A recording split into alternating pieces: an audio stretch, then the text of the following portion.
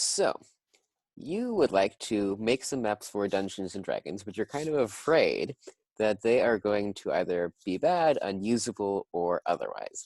That's okay. I have a wonderful solution that is known as Google Slides. So this here is a little screenshot from my computer. So here I have open my D&D maps in Google Slides. I made this map for a campaign last week. It's a little bit of a fire encounter, so we can see them here. We have the boss monster here, a couple of its minions, and the player characters. Problem, though, is if someone accidentally clicks on this, they can move it around, undo, undo. They can squish it, undo. They could even accidentally rotate it, which doesn't look quite so bad up until you're here, you're fine, everything is hunky-dory, and then suddenly, what, the oh no, and Pac-Man is dead. So, how to fix that? Well, easiest thing to do is to create it and put it as the background of your slide. This video will go through those three processes. Process number 1 is creation. Process number 2 is backgrounding. And process number 3 is playing. So these should be pretty darn easy and good. So I'm going to start up by making a brand new slide. So this is going to be my new map, and I'm going to just get everything off of it. Now, your map should start with a square, since D&D is kind of a grid-based system, and we are just going to make that transparent with nice, firm, black lines. Now what we're going to do is we're going to duplicate that. So what we do is we click on it, we press Command D if you're on a Mac, or Control D, or just copy it and paste it. If you'd like to do that instead, I prefer duplicate, and then we can drag it around. Once again, let's click Command D and drag. So now I have this square right here. Now what I can do is I can copy everything and duplicate it again. So now I have those, and I copy all of those, and I duplicate it again. Which means that I now have a grid that is 1, 2, 3, 4, 5, 6, 7, 8, 9, 10, 11, 12, 13, 14, 15, 16 by 16, which, if you don't know, is a lot of squares. That is way more than 225. This one right here was 15 by 1, 2, 3, 4, 5, 6, 7, 8, 9, 10, 11, 12, 13, 14, 15, 16, 17, 18, 19, 20. So a little bit bigger. And the thing is, we can still do that. Let's say we just want to add 4 more here. We highlight all of those, duplicate, do that, duplicate, do that. So now this is a 16 by 24, which should be more than enough space for your players. Just keep in mind that each of these spaces is 5 feet, so to get your character's movement, you always want to do bound of movement divided by 5 is the number of squares. And I'm going to actually show you, I'm going to make a duplication there. I'm going to show you 2 ways to make maps. First off, let's say that we want a nice forest. So what I'm going to start out doing is highlighting all these. And then I'm going to fill them up with basic forest floor, which in this case is going to be orangish brown. Then what I'm going to do is I'm going to start highlighting some of these, and let's start adding in some trees. Trees. Beautiful, happy trees. Make sure they're the same color trees. Trees for players and things to hide behind and get cover. All right, so now we have these. Here's the thing, though. They still look like grid spaces that we can walk on. Now, if these are places that we can, like let's just say we have a nice little meadow here that the players can walk on, then we're all good. But the thing is, we kind of want... so I highlighted them and I clicked on those so that they wouldn't be selected anymore, so I could keep going with the meadow.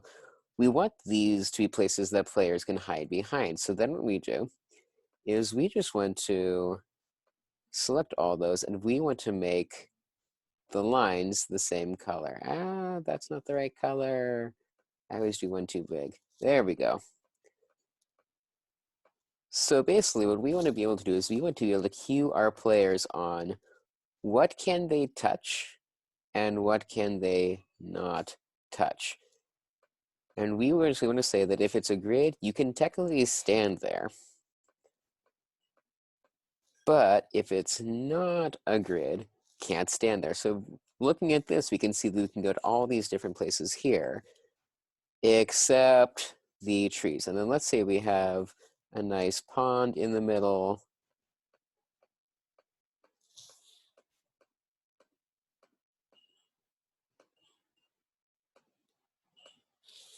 And we're going to make those blue. So now we have another visual cue, which is another color. If we want there to be different colors that have different things associated with them, we can do that. We just need to make sure that it's clear to our players which one is which. So in this case, misty green is good. These greens here, not quite so good.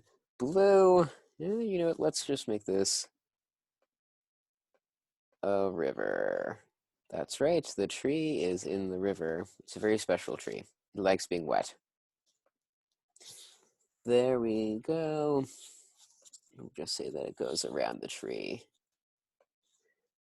So the river is what we would call difficult terrain. So walking through there will take more than one step. And we could just leave it like that. But if you really want to help out your players, then what we need to do is we need to add in a little bit of extra detail. So let's choose a shape. Let's say the difficult terrain always has moons because it's hard to walk on the moon. That makes no sense. Which is why I like it. And what we're going to do is we're going to go here. I just like making these things transparent because that way you can still see the color. And then we're going to move you here. How does that look? Can you even see it? Hard to see. In that case, we're going to do a black outline there. So what this tells the players is that this right here is difficult terrain, and maybe just some of the river is difficult terrain. If you have more time to make your stuff, then should be able to. I'm just going to delete that. Then you should do all of them. Let's just say that these right here, and then 1, 2, 3. Once again, highlighting all those, duplicating them, and bringing them down here.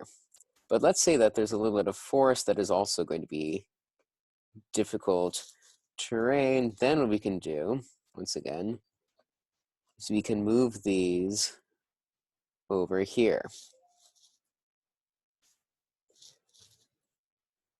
There we go. So these are the areas of difficult terrain.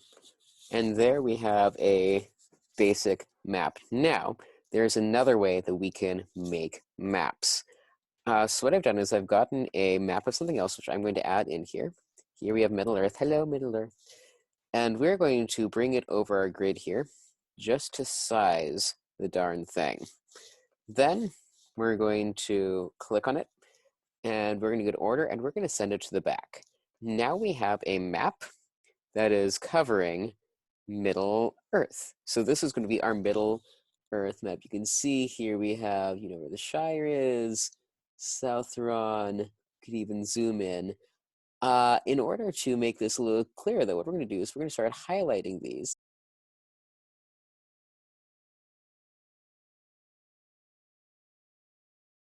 You know what? I'm going to do that right now because I know how to do that. Would you undo? There we go. Make it a little big. Order, send to back. There it goes. Now I can save time.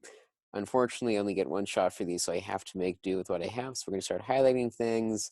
I'm just going to add in these while I'm over here.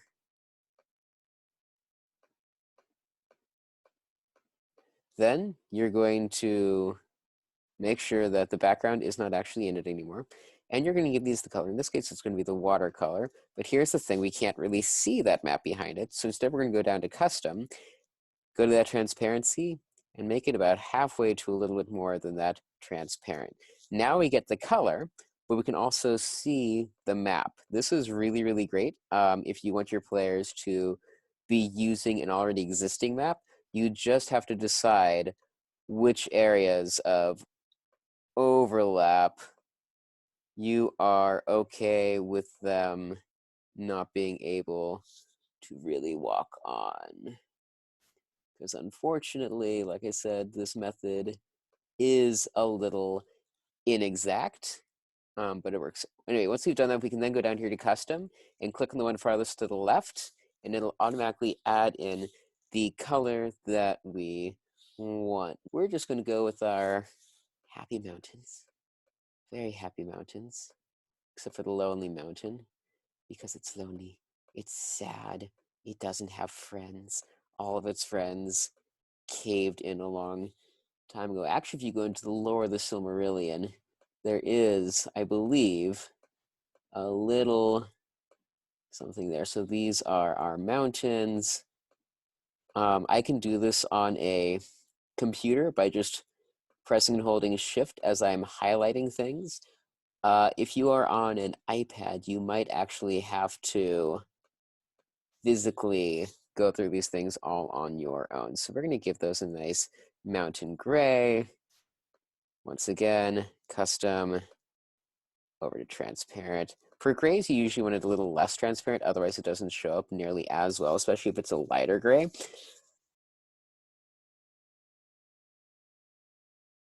Why actually bother adding in the color? Players are not going to, really scream about it.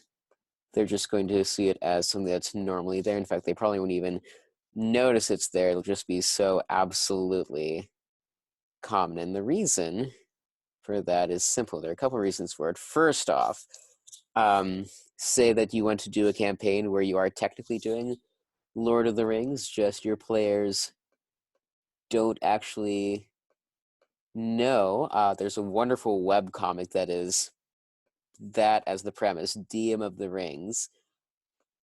Highly recommended. Gollum dies off pretty early and things just sort of go haywire from there. Anyway, so getting a new slide. If you want to do that, you can just click on your current map. Yeah, as you can see, as I'm highlighting these things, the map just pops into place. Now, if you're using PowerPoint, half highlighting something does absolutely nothing. It won't actually pick it up.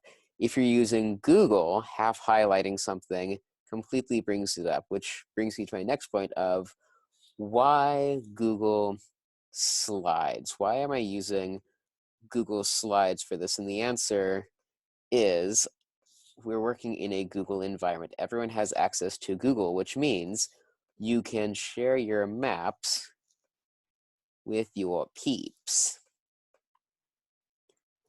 And once you have done that, then they'll be able to move their pieces around. So you can see it's getting filled in. Let's just say that this was Mordor down here. Gods, I'm pretty sure this is like one of those boring videos on YouTube at this point.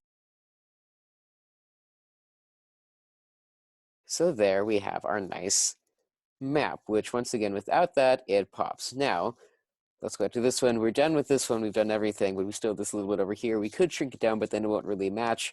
So instead what we do is we do that, right click on it, crop image, and we just cut off that little edge. And voila, map. Now, what we're going to do, if this is an iPad, what you want to do is you want to go to present and present it on your device. And then once it starts presenting, you take a screenshot of it to get this image. If you're on a map, what you do is you do Shift Command 4, then I can come up here and I can take that screenshot. Now that I have a screenshot, I'm going to get a new slide and I'm going to set the background. It's going to be an image. I'm going to choose the image. It's going to upload from my computer. I'm just going to browse because I know it's on my desktop. It's the first thing on my desktop. And then There we go. Now here's the difference. If I go here and actually click and drag a square, oh god, square hath moved. And now the Lonely Mountain is in the middle of the Shire. If it's a background, I cannot touch any of this. So no matter what your players do, this is now just an unmovable map. Then what you want to do is wherever it works for you. Like I said, for me, I like it on my left. We're going to add in a turn order. And then we're going to share it with our friends. Let's say we have Bob. Bob was first, followed by Minnie, and add everyone else and all. So we have all those ones. We share it with our friends, and then we have our friends come in, and our friends are going to make their own little pieces. They do that in shapes. You have all these shapes here they can choose from. If, let's say, Bob Bobberson chooses smiley face, make sure it is correctly sized. Always make it smaller than your squares. He chose a smiley face, and then everyone chose a smiley face. Well, then what you have them do is you have them each pick a color. If you want it to be true D&D fashion, just use the turn order. Bob Bobberson went first, so he gets to choose first. He is going to make his red, and everyone is going to make theirs pink. Once you have all your players on the board, you can begin. I would highly recommend in your prep time of putting your own characters on the board. What I mean by that is your enemies, your boss characters, your NPCs. Anyway, that is how we are going to be creating maps. It's pretty darn easy. The main part is just making sure that your players can read your map. So for this, you say, the gray parts are mountains. You cannot pass over those, or if you do, it's movement points. Black part is death incarnate. Yellow is sandy dunes. This thing right here is town. Basically, just cueing your players in to everything that is going on. Well, this has been a D&D tutorial with Austin Shuck, DM, aka the Adventures of the Ostentatious. I apologize that it was boring as all get out, but if you have any questions, feel free to leave me a comment and I'll try to get to them as I can. Of course, if I get inundated with comments, that's not going to happen, but stay lovey. Be amazing, stay healthy, and happy quarantine.